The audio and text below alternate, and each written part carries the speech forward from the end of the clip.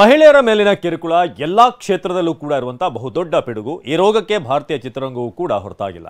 ನಟಿಯರಿಗೆ ಆಮಿಷ, casting couch ಹಾಗೇನೆ ಲೈಂಗಿಕ ಕಿರುಕುಳದಂತ ಕೃತ್ಯಗಳು ನಡೀತಾನೆ ಇರ್ತವೆ. ಇಂಥ ವ್ಯವಸ್ಥೆ ವಿರುದ್ಧ ಕೇರಳದ ಜಸ್ಟಿಸ್ ಹೇಮಾ ಸಮಿತಿ ಬಂಡಾಯ ಎಬ್ಬಿಸಿದೆ. ಈ ಬೆನ್ನಲ್ಲೇ ಸ್ಯಾಂಡಲ್ವುಡ್ ನಾಯಕ ನಟಿಯರು ಕೂಡ ಈ ಬಗ್ಗೆ ಧ್ವನಿ ಎತ್ತಿದ್ದಾರೆ. ಕೇರಳ ಮಾದರಿ ಸಮಿತಿಗೆ ಸ್ಯಾಂಡಲ್ವುಡ್ ಮನವಿ. ಸಿಎಂ ಸಿದ್ದರಾಮಯ್ಯ ಭೇಟಿಯಾದ ನಟ ನಟಿಯರು. ಕರುನಾಡಿನ ಸ್ಯಾಂಡಲ್ವುಡ್ ಇಂಡಸ್ಟ್ರಿ ನಟಿಯರ ಪರವಾಗಿ ಧ್ವನಿ ಎತ್ತಿದೆ. ಲೈಂಗಿಕ ಕಿರುಕುಳ, ಶೋಷಣೆ ತಡೆಗಟ್ಟುವ ನಿಟ್ಟಿನಲ್ಲಿ ಮೊದಲ ಹೆಜ್ಜೆಯನ್ನಿಟ್ಟಿದೆ. ಹೌದು, ನಿನ್ನೆಯಷ್ಟೇ 153 ಕಲಾವಿದರು ಸಿಎಂ ಸಿದ್ದರಾಮಯ್ಯಗೆ ಪತ್ರ ಬರೆದಿದ್ರು. ಕೇರಳದ ಜಸ್ಟಿಸ್ ಹೇಮಾ ಸಮಿತಿ ಮಾದರಿಯಲ್ಲಿ ಕಮಿಟಿ ಮಾಡುವಂತೆ ಬಹಿರಂಗ ಒತ್ತಾಯ ಮಾಡಿದ್ರು. ಈ ಬೆನ್ನಲ್ಲೇ ಫೈರ್ ಅಂದ್ರೆ film industry for rights and equality ಸಂಸ್ಥೆ ಸಿಎಂ ಸಿದ್ದರಾಮಯ್ಯರನ್ನ ಭೇಟಿ ಮಾಡಿದೆ. ನಟ ಚೇತನ್, ವಿಜಯಮ್ಮ, ಶ್ರುತಿ ಹರಿಹರನ್ ಹಾಗೂ ನಟಿ ನೀತು ಅವರು ಸಮಿತಿ ರಚನೆಗೆ ಮನವಿ ಸಲ್ಲಿಸಿದ್ದಾರೆ.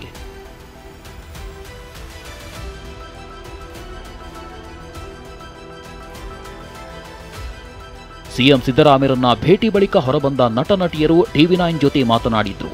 ಲೈಂಗಿಕ ಕಿರುಕುಳ ಅಷ್ಟೇ ಅಲ್ಲದೆ ಇಂಡಸ್ಟ್ರಿಯಲ್ಲಿ ನಟಿಯರಿಗೆ ಸಮಾನತೆ ಬೇಕು, ಹೀಗಾಗಿ ಮನವಿ ಮಾಡ್ತಿದ್ದೇವೆ ಅಂತ ಹೇಳಿಕೊಂಡ್ರು.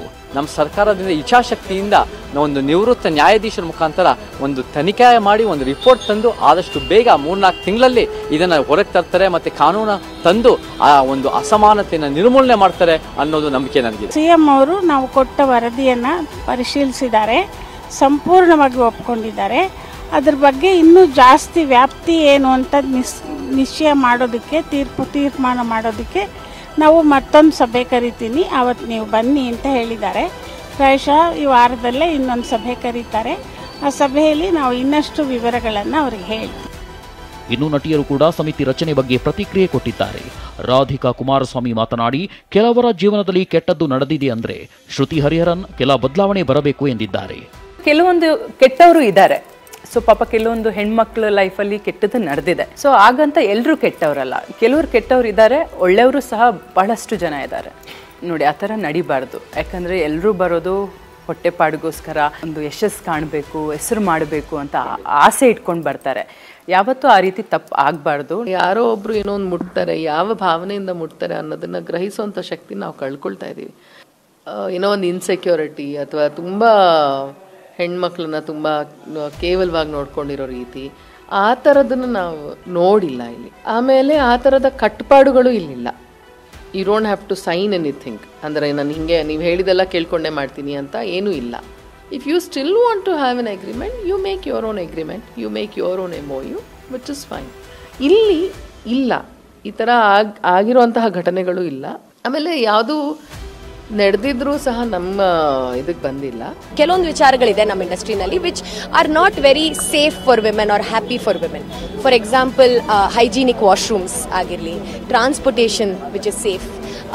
ಇಂಥ ವಿಚಾರಗಳಲ್ಲಿ ನಾವು ಒಂಚೂರು ತಲೆ ಹಾಕಿ ಒಂದು ಗವರ್ಮೆಂಟ್ ಮೂಲಕ ನಮಗೆ ಲಾಸ್ ಬಂದರೆ ಆರ್ ರೂಲ್ಸ್ ಬಂದರೆ, ಪ್ರೀ ರೆಕ್ವಿಸಿಟ್ಸ್ ಬಂದರೆ ಇನ್ನೂ ಬೆಟರ್ ಆಗುತ್ತೆ ಫಾರ್ ವಿಮೆನ್. ಆ್ಯಂಡ್ ಇನ್ನು ಸಾಕಷ್ಟು ಜನ ಹೆಣ್ಮಕ್ಳು ಇನ್ನೂ ನಮ್ಮ ಇಂಡಸ್ಟ್ರಿ ಸೇರ್ಕೋತಾರೆ ಅನ್ನೋ ಒಂದು ನಂಬಿಕೆ. ಮನವಿಯನ್ನ ಪರಿಶೀಲನೆ ಮಾಡ್ತೇವೆ ಎಂದ ಸಿಎಂ ಸಿದ್ದರಾಮಯ್ಯ. ಸಮಿತಿ ರಚನೆ ಮಾಡುವಂತೆ ಮನವಿ ಮಾಡಿರೋ ವಿಚಾರಕ್ಕೆ ಸಿಎಂ ಸಿದ್ದರಾಮಯ್ಯ ಸಕಾರಾತ್ಮಕವಾಗಿ ಸ್ಪಂದಿಸಿದ್ದಾರೆ. ಪರಿಶೀಲನೆ ಮಾಡಿ ತೀರ್ಮಾನ ಕೈಗೊಳ್ತೀವಿ ಅಂತ ಹೇಳಿಕೆ ಕೊಟ್ಟಿದ್ದಾರೆ. ಇನ್ನು ಸಚಿವೆ ಲಕ್ಷ್ಮೀ ಹೆಬ್ಬಾಳ್ಕರ್ ಕೂಡ ಯಾವುದೇ ಕ್ಷೇತ್ರ ಇರಲಿ ದೌರ್ಜನ್ಯ ಆಗಬಾರದು ಎಂದಿದ್ದಾರೆ. ಅವರು ಕೇರಳದಲ್ಲಿ ಆಗಿರ್ತಕ್ಕ ಅದೇ ರೀತಿ ಯಾವುದೇ ಕ್ಷೇತ್ರದಲ್ಲೂ ಕೂಡ ಮಹಿಳೆಯರ ಮೇಲೆ ದೌರ್ಜನ್ಯ ಆದರೆ ನಮ್ಮ ಸರ್ಕಾರ ಮಹಿಳೆಯರಿಗೆ ಸುರಕ್ಷತೆ ಬಗ್ಗೆ ಆಗಲಿ ಭಾಳಷ್ಟು ಕಾಳಜಿಯನ್ನು ತೆಗೆದುಕೊಂಡಿದ್ದೀವಿ. ಆ ರೀತಿ ಏನಾದರೂ ಆದರೆ ಖಂಡಿತವಾಗ್ಲೂ ನಾವು ಕ್ರಮ ತೆಗೆದುಕೊಳ್ತೀವಿ. ಇನ್ನು ಫೈರ್ ಸಂಸ್ಥೆ ಮಾತ್ರವಲ್ಲದೆ ಸಂಜನಾ ಗಲ್ರಾನಿ ಕೂಡ ಸಿಎಂ ಸಿದ್ದರಾಮಯ್ಯರನ್ನ ಭೇಟಿ ಮಾಡಿದ್ದಾರೆ. ನಟಿಯರ ಸುರಕ್ಷತೆ ಬಗ್ಗೆ ಪ್ರಸ್ತಾಪ ಮಾಡಿದ್ದಾರೆ.